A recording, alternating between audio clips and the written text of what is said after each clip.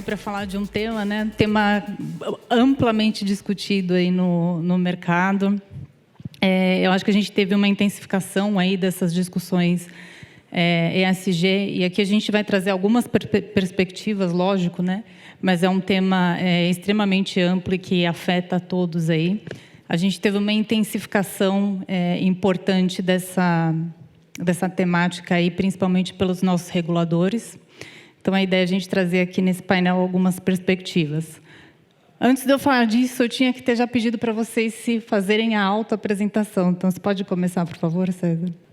Sou homem, 46 anos. Meu cabelo era preto, agora está um pouco branco, grisalho. Estou de terno cinza, sem gravata e camisa branca, sapato preto.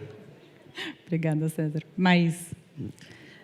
Bem, eu sou Maís Moreno, sou uma mulher branca de 1,65 m. Tenho 30 e quase 9 agora, então, anos. Não é obrigatório falar que eu não tenho tabus com isso. A idade não é obrigatório, não. Eu acho que não. Não, zero é obrigatório, mas acho que situa. E, bem, eu estou grávida, estou gravidíssima, então tem também um Antônio na minha barriga. Estou usando uma camisa branca, com umas coisas meio bufantes na manga, e uma calça e um sapato da cor da minha pele. Acho que é assim. O meu cabelo é moreno e pintado para disfarçar os brancos também. Obrigada, Renato. Legal, obrigado. Boa tarde, pessoal. Meu nome é Renato Eide, eu sou um homem de pele branca, cabelo moreno, estatura também de 1,65 m, tenho 45 anos, estou vestindo um blazer azul, uma calça jeans e um sapato marrom. É uma honra e um privilégio estar aqui com vocês para a gente debater um tema tão importante. Obrigada, Renato. Vou fazer a minha autodescrição também, vou copiar o Edu aqui. Talvez algumas pessoas tenham chegado depois da abertura. Então, eu sou Gisele, eu sou uma pessoa de pele branca, cabelos compridos, loiros, lisos.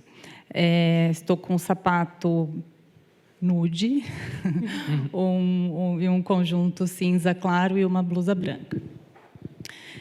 César, você pode, por favor, começar fazendo a sua apresentação? Tá bom. Agora a apresentação... Meu nome é César Neves, eu sou coordenador-geral de regulação prudencial da SUSEP, a Superintendência de Seguros Privados. Então, sou responsável pela regulação de investimentos, provisões, capital, contabilidade, auditoria, toda a parte qualitativa também de gestão de risco, controles internos, ASG. Então, esse é meu papel na SUSEP. Também sou professor de Ciências Atuariais da UERJ, Universidade do Estado do Rio de Janeiro, e coordenador do curso. E sou professor da pós-graduação da UFRJ, que é a Universidade Federal do Rio de Janeiro, no curso de Ciências Atuariais também. Obrigada, César. Maís.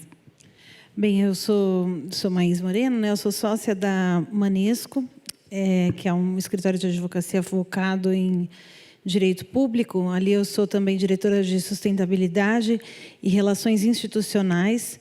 Aqui está escrito internacionais, não deixa de ser verdade, as internacionais também, mas institucionais como foco principal. Bem, sou conselheira da Iniciativa Empresarial pela Igualdade Racial. Atuo também como Chapter Lead da Harvard Kennedy School Women's Network no Brasil. Represento essa instituição aqui. Como atividade acadêmica, eu eventualmente sou convidada para dar algumas aulas, mas não fiz disso minha função principal, embora goste muito. E acho que é isso. Bom, sou mestre em Direito Público, que é a minha área de atuação. Legal. Eu estou há 25 anos no mercado financeiro, há 23 no Itaú, sou sócio do Itaú. Hoje eu sou responsável por todas as estratégias ligadas a índices dentro da Itaú Asset e também pelo tema de integração ESG, investimento responsável, que a gente faz desde 2004. Dei aula na PUC em 2008, legal, vocês lembrei aqui. Enfim, sou conselheiro da MEC, acabei de entrar no Conselho do Investidores pelo Clima, um engajamento super importante nessa temática de transição para uma matriz de energia mais limpa. Atuo também em diversos fóruns da Ambima e da B3. Obrigada, Renato. Bom, já falei um pouquinho aqui, né, da questão de quão latente a gente tem visto aí no mercado essas discussões de ESG. E aí, novamente, né, a gente tem visto uma intensificação, principalmente aí, né, por parte dos reguladores. Então, a gente teve diversas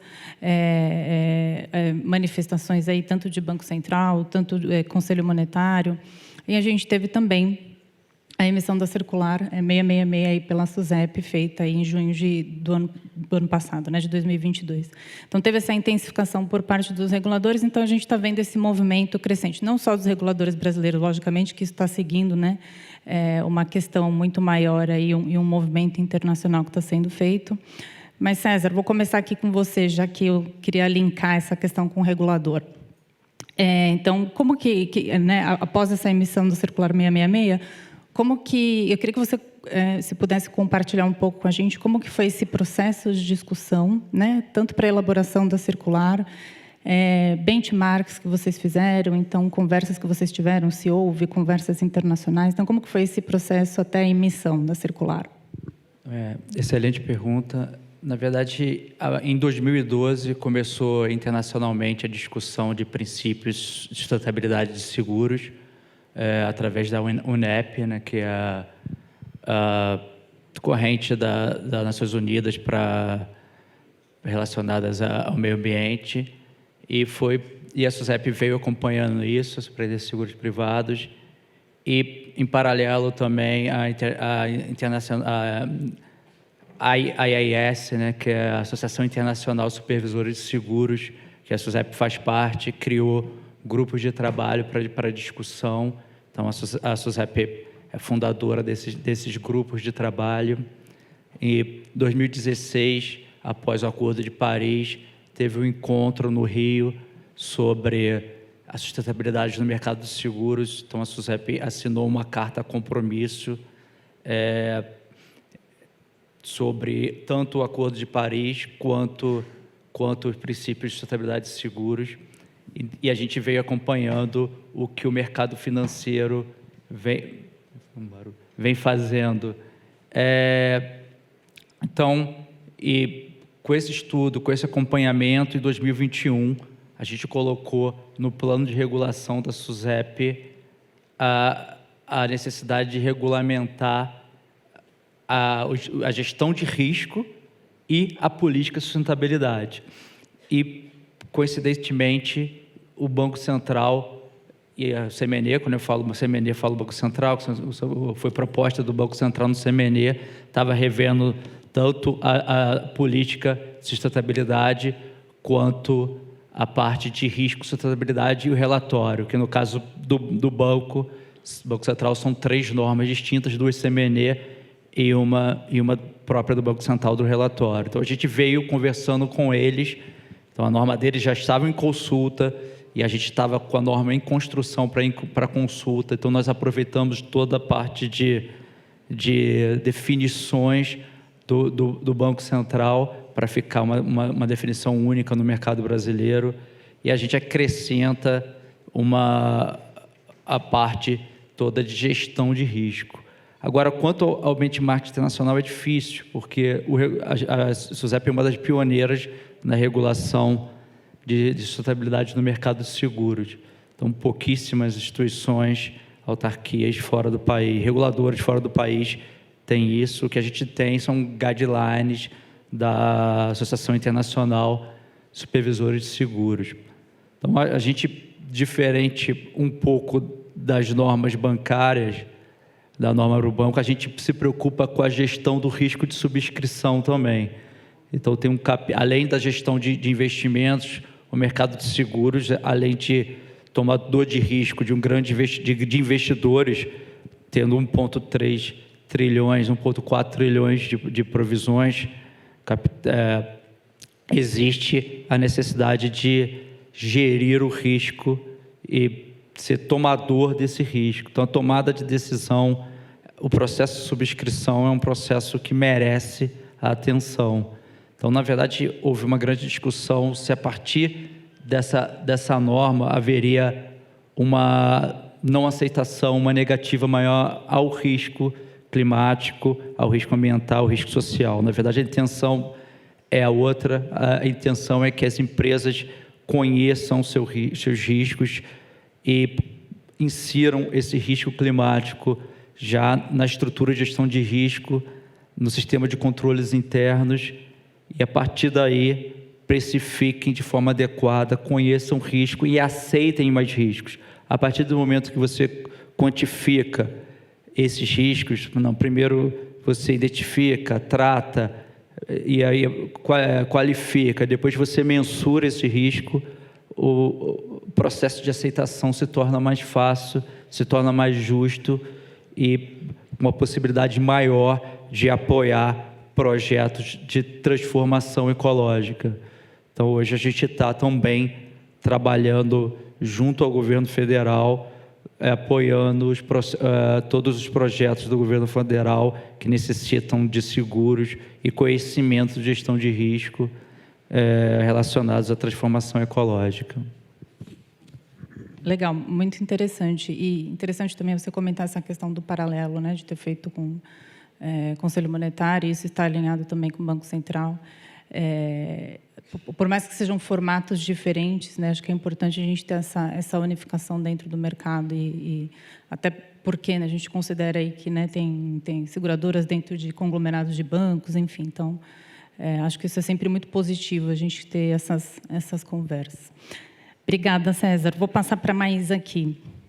Maísa, aí pela sua um pouquinho de perspectiva de bancos, pela sua experiência e contatos, né, e trabalhos que você tem feitos aí. Então, o que você tem percebido do ponto de vista de mudanças relacionadas a ESG?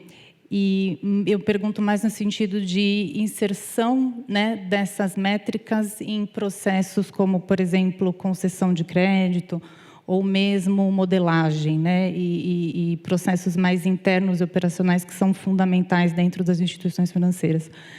O que você tem visto, o que você tem conversado? Você pode falar um pouquinho sobre isso? Claro, prazer. Inclusive, estou imitando a Cacu, que estava aqui no painel anterior com as minhas notas, porque se há um consenso sobre gravidez é que a gente fica meio desmiolado, né? Então, não queria esquecer aqui o que eu tenho para falar. E aí eu começo trazendo um aspecto da fala do colega César sobre a percepção do ESG como uma oportunidade para percepção de riscos e, portanto, de diminuição dos mesmos, né? De criação de valor a partir daí. Eu acho que do que eu, enfim, tenho visto, a gente tem mudado um pouco a percepção de ESG como um ônus, algo que as empresas, os bancos têm que carregar, e passado a olhar para essa agenda com toda a complexidade que ela tem, né, como um instrumental, uma ferramenta. O ESG vem sendo percebido assim nas suas mais variadas dimensões. E aí, a provocação aqui que a Gisele me faz, ela poderia durar um mês de conversa, porque esse é e acho que a razão disso é o sucesso dessa sigla, né? Essa sigla surge e é abraçada da forma que foi roubada do mercado financeiro e importada para todos os outros setores, porque ela, de fato, traduz um zeitgeist, um espírito do tempo, que as pessoas precisavam falar sobre isso. Então, aqui nas mudanças que eu venho percebendo, eu vou focar em alguns exemplos que nos ajudam a ter uma percepção mais ou menos concreta em diferentes abordagens sobre o que isso tem significado. O que eu acho? Eu acho que, fatiando essa sigla, do ponto de vista ambiental, as discussões elas estão bem mais avançadas, mais sistematizadas. Já tem lá uma discussão de taxonomia um pouquinho prevalente na Europa, que vem para cá, agora estão tentando adaptar e tal. Mas tem um mercado financeiro, de modo geral, mais preparado para abraçar. Então, não é incomum, quando a gente vai ler material, estudar o tema, se aprofundar em ESG, a gente se deparar com construções que falam pura e simplesmente dos aspectos ambientais. Então, preocupações com o clima, preocupações com grandes incêndios e etc.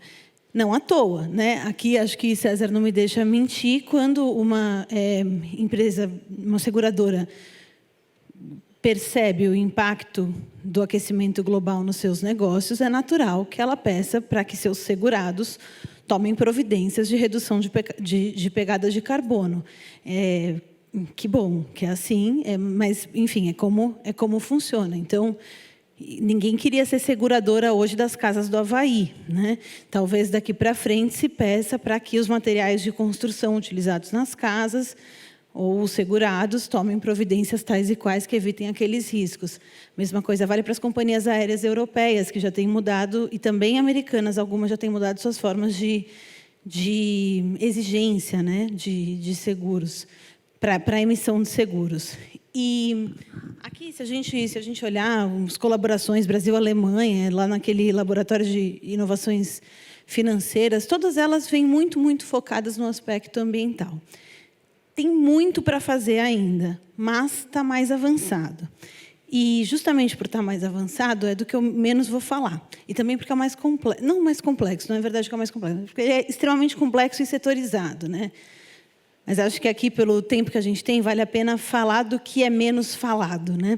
E o que é menos falado? Eu acho que são, aí indo para a sigla SG, eu acho que são os aspectos sociais. Vou chegar na governança, mas queria falar antes dos aspectos sociais. E aí, nesse campo, eu queria trazer alguns exemplos do que a gente tem visto de mudança. Do que a gente está falando quando a gente fala social e por que a gente ainda não incorporou tanto isso no nosso dia a dia, né? Tudo bem, as empresas têm lá seus comitês, manifestos pró-diversidade, mas o sistema financeiro como um todo não abraçou essa temática ainda, como já abraçou a do I, né, do ambiental. Acho que tem razões para isso, não é maldade humana, descaso com a agenda, não é só isso. Essa agenda ela é muito complexa.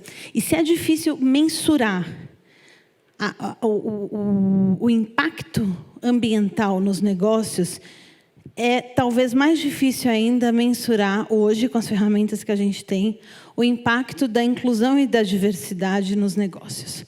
Então, é um desafio muito, muito grande que a gente tem pela frente.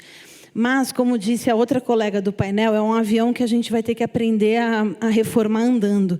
Não tem muito jeito, acho que é assim que vai ser feito e vem sendo feito. O BID, por exemplo, já exige para o seu cadastro de fornecedores declarações e comprovações, tudo bem, está no âmbito declaratório, mas ainda assim a gente sabe o valor que tem uma declaração para um organismo multilateral, né? De que os seus fornecedores, que pretendem ali prestar, por exemplo, serviços de modelagem de projetos complexos, tenham compromissos comprovados com inclusão em suas empresas. E cobram isso bem cobrado para critério, por exemplo, de desempate ou de escolha de quem vai fornecer serviço para eles. O BNDES, por sua vez, fez esse ano um primeiro seminário que foi vanguardista, histórico, para empoderamento da economia negra, com o reconhecimento ali da presidência de que o atravessamento do racismo na economia precisava ser olhado. E precisava ser olhado em seus diversos aspectos, desde da governança interna do banco até como critérios para escolha de política pública e para emissão de crédito. E aí explico, vem a parte que eu atuo, e talvez a razão principal de eu estar aqui hoje. A gente já tem uma legislação bastante robusta, porém muito desconhecida, eu diria tão robusta quanto desconhecida, no Brasil, que pressupõe o incentivo de inclusão da população negra na economia. Então, se conhecida e levada a sério, isso muda a forma de concessão de crédito. E o esforço que o BNDES vem fazendo desde esse seminário, isso eu falo é público, não é nenhum segredo, a construção de um grupo de trabalho justamente para conseguir mapear essa normativa toda e verificar como é que isso vai impactar a concessão de crédito daqui para frente. Como é que isso vai impactar a eleição dos projetos que devem ser feitos. Vou dar um exemplo, assim, só para não ficar muito abstrato. A gente tem normas que pressupõem ações afirmativas em compras públicas, para vocês terem ideia. Isso é pouco falado, pouco conhecido. Ou que pressupõe que em projetos de habitação social, tais quais esses que a Caixa vem fazendo aí aos montes, e quer dizer, quer fazer aos montes, né, vem fazendo agora alguns experimentais e que o BNDES pretende fazer, também pressupõem a inclusão dessa população. E já saíram editais no âmbito do BNDES, prevendo, por exemplo, como indicadores de desempenho das concessionárias ali que vierem ser eleitas, a presença de mulheres e de população trans em suas lideranças. Então, se a gente for para o ambiente das blended finance, das combinações aí para investimento no ambiente que envolve o setor público, esse é um assunto que vai precisar ser olhado, cedo ou tarde, acho que mais cedo do que tarde, né? Bem, falei aqui de raça, foquei em raça, mas vale o mesmo para gênero. A gente tem uma profusão de normas de equidade de gênero que impactarão investimentos e políticas públicas. Já impactam em alguma medida, mas impactarão ainda mais. E a questão pode achar mimimi, pode achar um discurso ideológico, contaminado, tanto faz, mas está na lei e agora existe uma disposição para olhar para isso. Então, será feito, né? Essa é a minha aposta. Indo aí para a última sigla, porque eu também já tomei aqui tempo, mas prometo que essa é a mais longa das falas, a outra mais curtinha. No que diz respeito à governança, o que eu acho é que assim, o mercado financeiro aprendeu, mas não aprendeu o suficiente com os casos Enrolls da vida, né? Então, a gente avançou, mas tem muito para avançar. E tem uma nova janela, aí, principalmente aqui no Brasil, de oportunidade, para a gente decidir como vai lidar com, sei lá, ousaria chamar de cegueira deliberada, assim, com essas governanças de contabilidade, né? de balanço, por assim dizer. Então, eu acho que o próximo desafio que vai ter que ser enfrentado é esse. O que a gente vai inventar? Vai inventar um programa de integridade das auditorias, vai inventar uma governança dos balanços, enfim, a gente precisa evitar novos desastres como esse que a gente está assistindo agora, né? Então, minha aposta para o G, Gisele, seria isso. Com isso, eu acho que eu pincelei um pouquinho do que eu tenho visto e sentido aí de... Não, ótimo, obrigada. Imagina. Eu acho que é o que você falou, é interessante ver essa questão de você ter grupos de estudos, porque, de fato, são questões complexas, né? Então, como que você incorpora determinadas métricas numa modelagem, num processo que já é complexo dentro de uma instituição financeira, e quão confiável é essa informação, né? Então, você incluir informações sociais, por exemplo, dos seus clientes, ou mesmo dentro das seguradoras, né? Então, também surge a questão, né? Quem está verificando essas informações, quão confiáveis elas são e como que eu vou conseguir capturar, né? Então, de fato, tem muitas questões ainda, acho que eu enxergo isso como, logicamente, o início de um processo, mas eu acho que a complexidade é imensa e é o que você falou, mas a gente tem que... fazer como que fazer com o avião andando, né? Fazer com o avião pilotar com o avião andando, aprender a acho que é pilotar com o avião andando. inconcebível, assim, daqui para frente, a gente olhar para uma matriz de riscos ao analisar um negócio e não pensar qual é o impacto que aquele negócio tem se tiver um desastre ambiental, qualquer que seja, ou imagine uma situação de assédio dentro da empresa, uma situação como aquela que o Carrefour vivenciou, tantos casos que a gente vê, se é do varejo. Então, como é que você investe sem pensar nisso? Essa empresa ela tem que ter esses riscos todos mapeados e mitigados na medida do possível, né? É um desafio imenso, mas acho que é a nossa agenda dos próximos 10 anos aí de trabalho. Também acho. Que bom, né? Que bom que isso está sendo discutido. Renato, da perspectiva aí de gestão de investimentos, estou meio longe aí de você, mas da perspectiva de gestão de investimentos, né? Como que tem sido, e aí essa é uma curiosidade aí que eu venho me perguntando há um tempo, como que tem sido a procura por investimentos que tem, né, que hoje a gente já vê, né, alguns investimentos no mercado que, né, já estão fazendo esse disclosure, né, de serem investimentos verdes ou terem essa temática ESG embutida aí dentro da sua filosofia. Pergunta, né, de milhões. Como que está sendo a procura para esses investimentos? Se você puder passar um pouquinho dessa percepção. Legal. Acho que melhor do que eu responder é perguntar quem tem investimento aliado à temática ou em algum fundo rotulado como IS, pela Ambima. Pode levantar a mão. E aí, pessoal? E já temos uma amostra, né?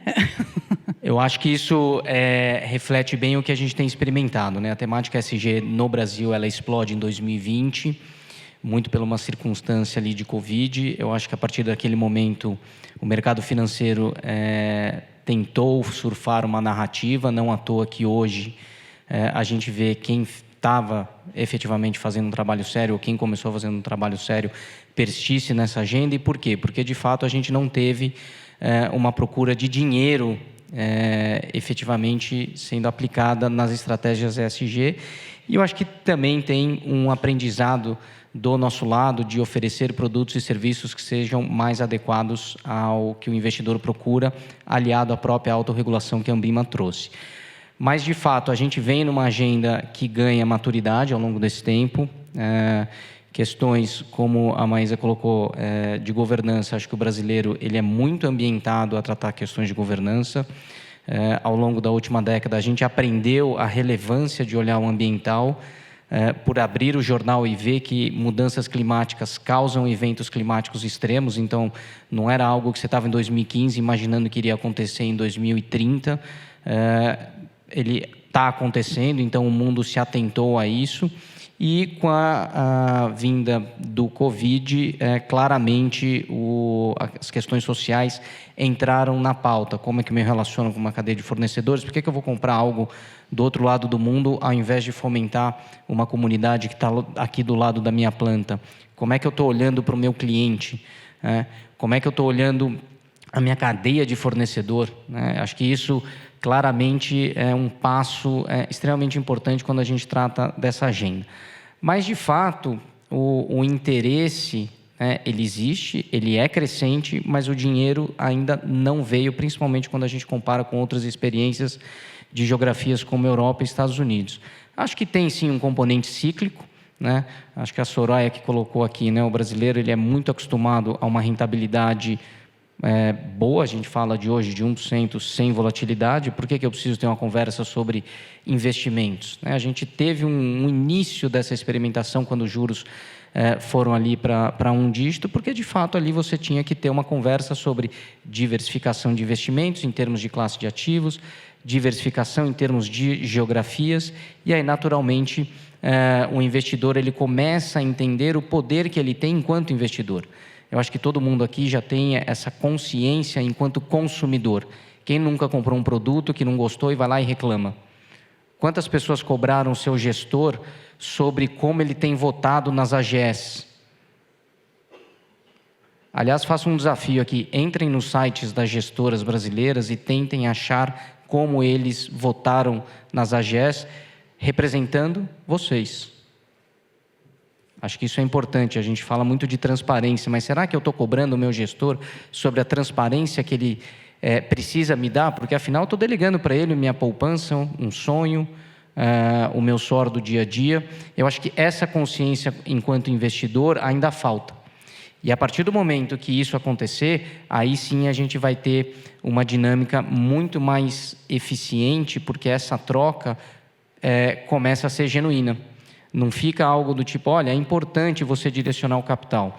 Hoje a gente tem visto uma cena interessante de seguradoras europeias buscando aonde alocar capital de acordo com a regulamentação europeia.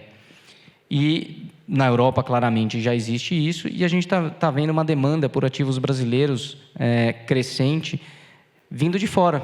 Então, olha que interessante, o cara de fora quer investir no Brasil para perpetuar o que a gente tem, né, por uma demanda regulatória e por uma consciência que talvez ele tenha mais do que a gente, enquanto investidor. Então, acho que isso é uma provocação interessante e, claro, não só essa provocação, mas a gente também oferecer produtos e serviços que estejam alinhados com essa demanda. Não à toa, acho que a Anbima fez um trabalho super importante de trazer uma autorregulação para determinar o que pode e o que não pode. Se vocês abrirem páginas de internet em 2020, todo mundo falava que fazia ESG desde que o Brasil era Brasil. Isso me chamou muita atenção, porque a Itaú Asset está nessa agenda desde 2004. Foi a primeira grande signatária do PRI em 2008, né? A primeira grande signatária brasileira do PRI. E a gente, assim, pregava num deserto, né? Porque, não, ESG, o que é ESG? Não, puta, deixa abraçar a árvore, não precisa. E hoje a gente entende o ESG não como algo para mitigar risco, não algo como com uma visão oportunística, mas como algo que vai trazer inovação. Então, se a gente fala também de derramamentos, de resíduos, questões ligadas a catástrofes climáticas, a gente tem todo um desafio de transição energética para poder direcionar o nosso capital. Então, a gente fala hoje de descarbonização. Claramente, energia solar está aí, energia eólica é uma realidade. Quais são as outras alternativas? Quem que vai ser provavelmente um protagonista? Será que eu não tenho algo para direcionar meu capital nesse sentido? Será que o hidrogênio não pode ser uma alternativa eficiente dentro dessa agenda? Então, a inovação começa a aparecer dentro dessa agenda como algo super relevante. E, quando a gente trata de investimento, a gente não quer só olhar a parte financeira. Eu olhar a parte financeira, eu estou descartando riscos e oportunidades ligadas à temática ESG. Então, eu acho que, de novo, tem todo um trabalho para a gente ganhar maturidade. Eventos como esse ajudam muito a gente ecoar, né, conhecimento e também aprender. Eu acho que isso é super relevante. Uma agenda extremamente dinâmica que está em constante movimento e andando para frente com os aprendizados e trocas relevantes que a gente tem.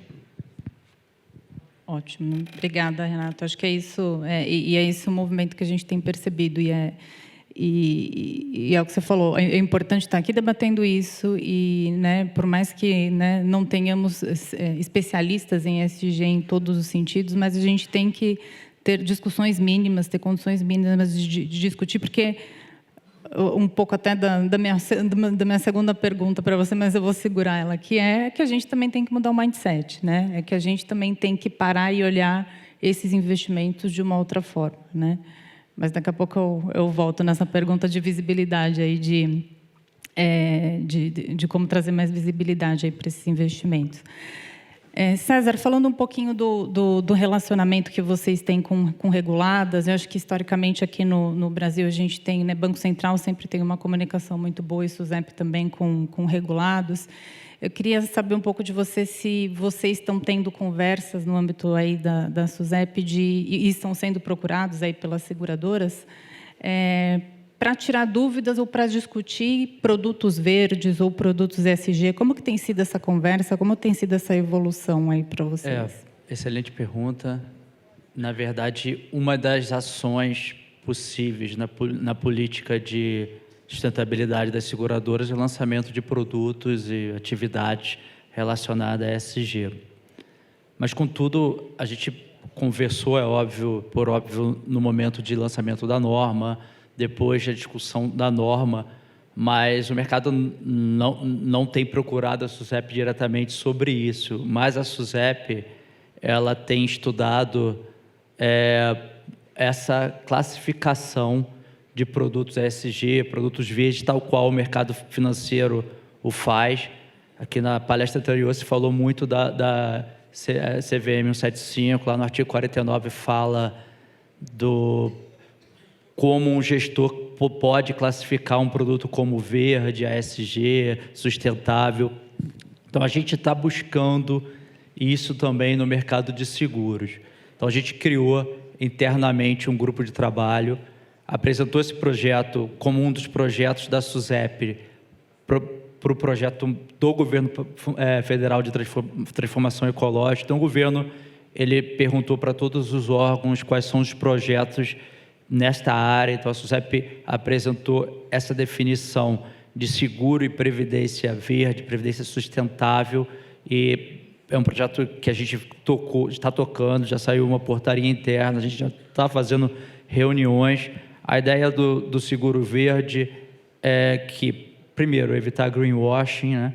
Desenvolver esse mercado, essas ações. A gente acha que tem uma rede de proteção muito grande que o seguro pode participar. Então, foi falado pelo Renato sobre investimentos verdes, investimentos em plantas de energia verde, em plantas de captura, armazenamento de gás de efeito estufa, no seguro agrícola, seguros paramétricos, seguros de fazendas, de culturas, que nós chamamos, que tem todos os selos ambientais. Então, para isso, a gente tem que definir o que é um seguro verde. A gente procura na literatura internacional, não existem alguns trabalhos acadêmicos. A nossa ideia é que tragam benefícios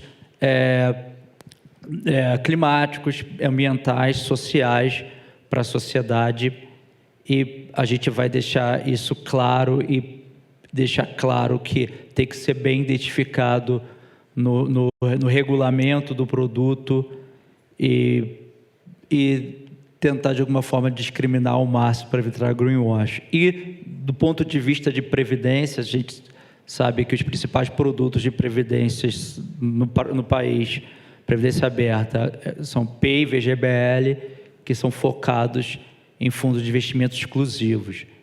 Então, a ideia também é para atrair esses consumidores com perfil, agora, de adquirirem produtos verdes, adquirirem também uma parte ou a totalidade de suas aposentadorias em fundos verdes. Então, para isso, a gente tem conversou também, na palestra anterior, vocês citaram o Maeda da CVM, foi citado, então eu pessoalmente conversei com ele na semana passada para entender um pouco desses fundos verdes. Ele falou que tem mais de 200 fundos, em torno de 200 fundos classificados como verde.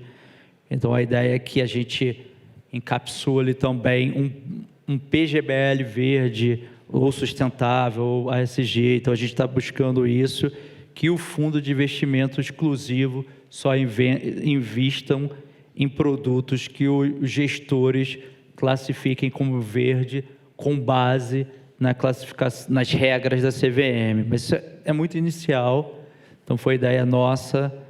O mercado não nos procurou para isso, a gente que ainda internamente está discutindo para depois fazer essa discussão. A partir do momento que a gente tem esse esqueleto, a gente faça essa discussão com o mercado, como sempre a gente faz, como você falou.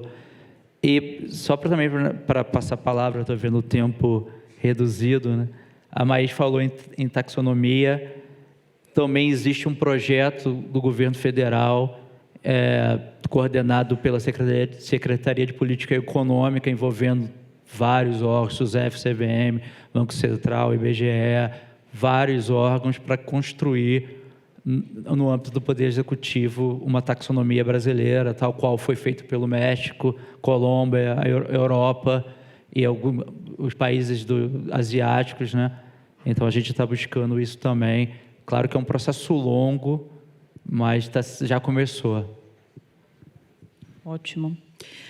Maís, e aí a gente falando um pouquinho também dessa perspectiva de resultados, né? Então, a gente comentou um pouco de complexidades, de como capturar essas métricas, enfim, dos diversos desafios aqui.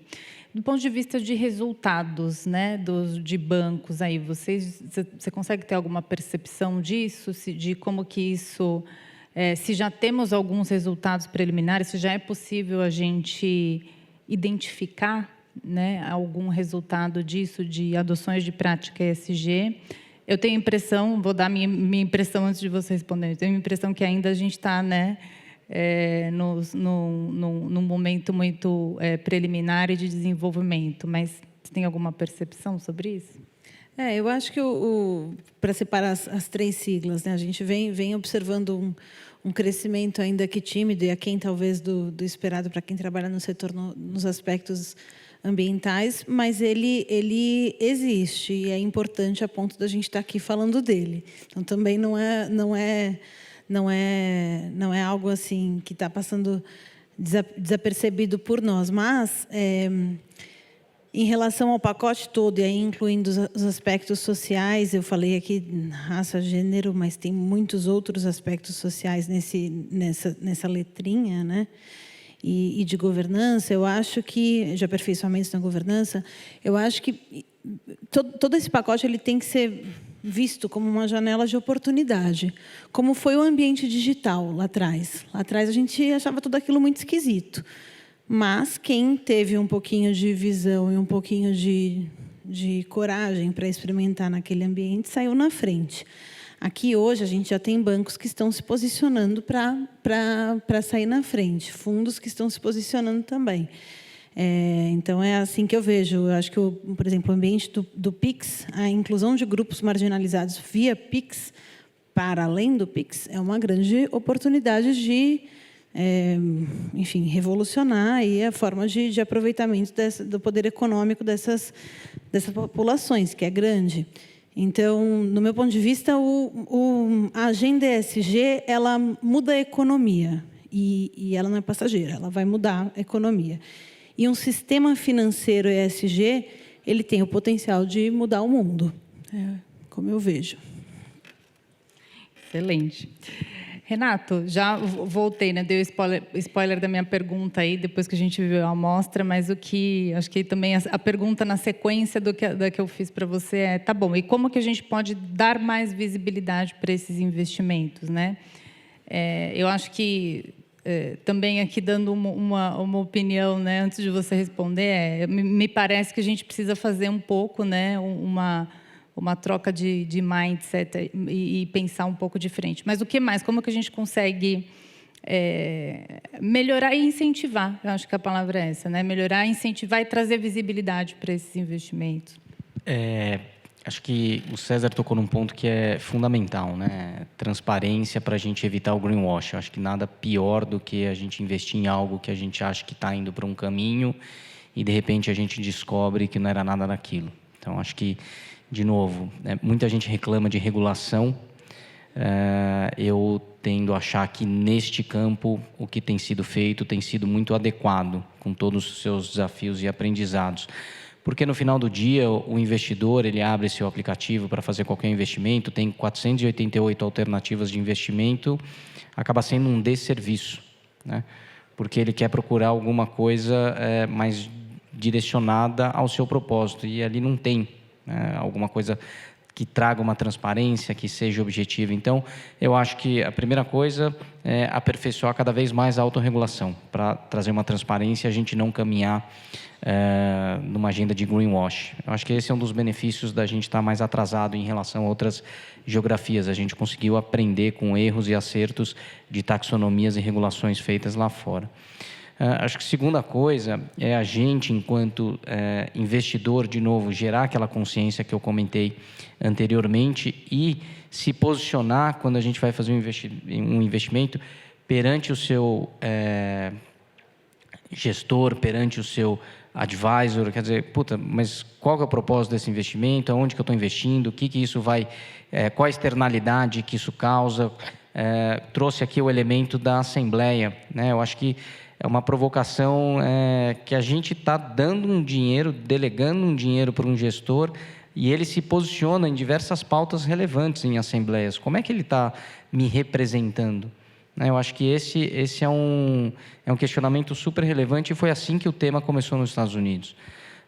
Nos Estados Unidos, o próprio investidor começou a demandar dos gestores o que ele estava fazendo sobre a agenda ambiental, sobre uma agenda de governança, como é que ele ia se posicionar em determinada pauta em uma assembleia, e aí sim o gestor começou a ter que produzir respostas e se posicionar nessa agenda.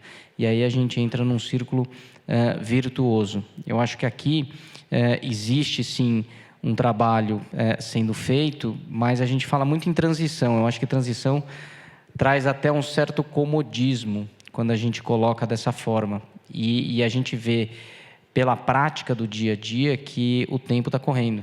Então, como que eu vou ajudar a impulsionar essa agenda, né?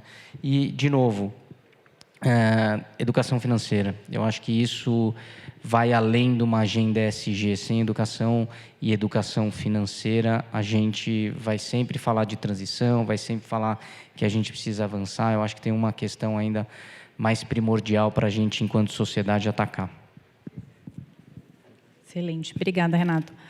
Pessoal, a gente está com o tempo aqui encerrado. César, alguma consideração final? Dizer que esse tema ele é muito rico tecnicamente, tanto da parte quantitativa, que a gente está começando no mercado de seguros mundial a analisar isso.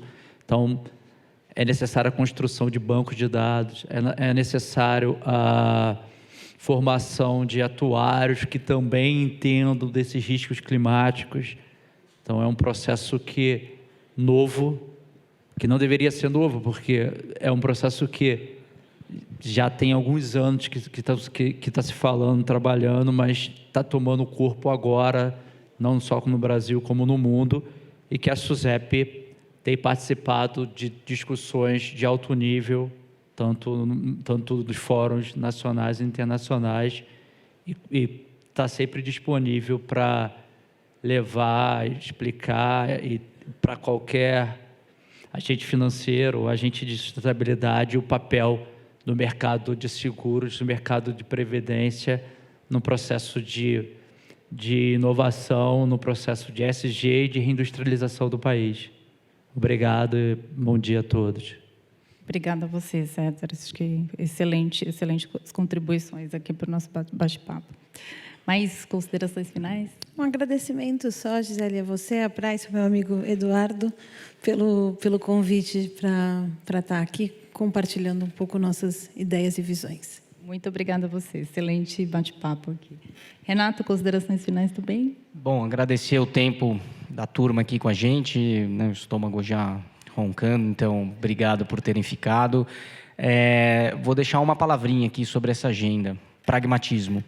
Eu acho que quando eu comecei a trabalhar nessa agenda, eu falava, putz, mas, nossa, abraçar a árvore, o negócio, lá vem o relatório de sustentabilidade, 400 páginas, papel couché, né, lindo, tal. Aí você espremia, não tinha nada. Então, é uma agenda que a gente precisa de pragmatismo. Excelente. Muito obrigada também, Renato, pela participação. Pessoal, muito obrigada pela participação de todos vocês. Achei excelente aqui. Vamos para o almoço, então, pessoal, ali na frente. Obrigada.